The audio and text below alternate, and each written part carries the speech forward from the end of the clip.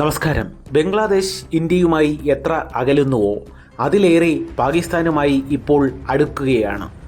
പാകിസ്ഥാൻ ബംഗ്ലാദേശ് ബാന്ധവത്തിലെ ഏറ്റവും പുതിയ വിശേഷം എന്തെന്നാൽ പാകിസ്ഥാന്റെ രഹസ്യാന്വേഷണ ഏജൻസിയായ ISIയുടെ തലവൻ അസീം മാലിക് ബംഗ്ലാദേശിന്റെ തലസ്ഥാനമായ ധാക്കയിൽ ആദ്യമായി സന്ദർശനം നടത്തി എന്നതാണ്. ISI തലവന്റെ ബംഗ്ലാദേശ് സന്ദർശനം കൊണ്ട് ലക്ഷ്യമിടുന്നത് എന്തായാലും നേപ്പാളിനെയോ ഭൂട്ടാനെയോ ഒന്നുമല്ല, മറിച്ച് ഇന്ത്യയെ തന്നെയാണ്. എന്തായാലും പാകിസ്ഥാന്റെ ഈ നീക്കം ഇന്ത്യക്ക് തലവേദനയാകുമെന്ന് ഏതാണ്ട് ഉറപ്പാണ്. ഇപ്പോൾ വന്നുകൊണ്ടിരിക്കുന്ന റിപ്പോർട്ടുകളിൽ നിന്ന് വ്യക്തമാകുന്നത് പാകിസ്ഥാനും ബംഗ്ലാദേശും തമ്മിൽ ഇന്റലിജൻസ് റിപ്പോർട്ടുകൾ ഷെയർ ചെയ്യുമെന്നുള്ള കാര്യമാണ്.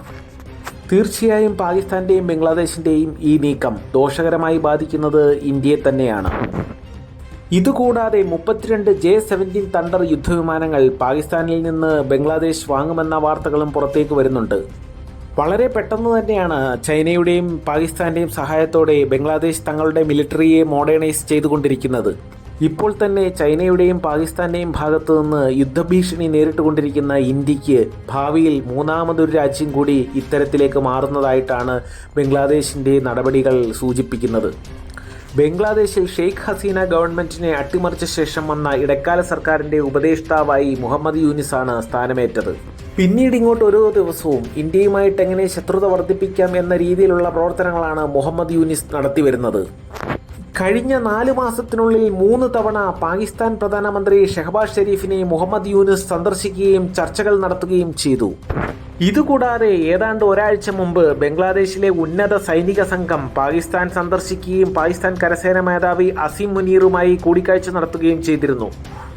ഇപ്പോൾ നടക്കുന്ന സംഭവ വികാസങ്ങളെല്ലാം വിലയിരുത്തിയാൽ ബംഗ്ലാദേശും പാകിസ്ഥാനും തമ്മിൽ വർദ്ധിച്ചു വരുന്ന അടുപ്പം ഇന്ത്യയെ ഉപദ്രവിക്കുക എന്ന ലക്ഷ്യത്തോടു കൂടിയായിരിക്കാം മുന്നോട്ടു പോവുക. ഷെയ്ഖ് ഹസീനയുടെ കാലത്ത് ബംഗ്ലാദേശിൽ നിന്നുള്ള അനധികൃത നുഴഞ്ഞുകയറ്റവുമായി ബന്ധപ്പെട്ട് ഇന്ത്യക്ക് വലിയ പ്രശ്നങ്ങൾ നേരിടേണ്ടി വന്നിട്ടില്ല. എന്നാൽ അട്ടിമറിക്ക് ശേഷം യൂനിസ് വന്നതോടെ ഇന്ത്യയിലേക്കുള്ള അനധികൃത നുഴഞ്ഞുകയറ്റം 10 മടങ്ങ് വർദ്ധിച്ചിരിക്കുകയാണ്. ബംഗ്ലാദേശിൽ നിന്നുള്ള റോഹിംഗ്യൻ നുഴഞ്ഞുകയറ്റത്തിനെതിരെ ഇന്ത്യ അടുത്തിടെ നിലപാടെടുത്തപ്പോൾ അതിനെതിരെ കടുത്ത രീതിയിലായിരുന്നു ബംഗ്ലാദേശ് പ്രതികരിച്ചത്. ഇന്ത്യൻ അംബാസഡറെ വിളിച്ചു വരുത്തുക കൂടി അവർ ചെയ്തു.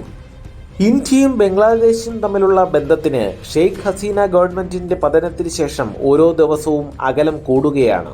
ബംഗ്ലാദേശിൽ ഹിന്ദുക്കൾക്കെതിരെ ഇപ്പോഴും നടന്നുകൊണ്ടിരിക്കുന്ന അതിക്രമണങ്ങളാണ് അതിന് ഒരു പ്രധാന കാരണം.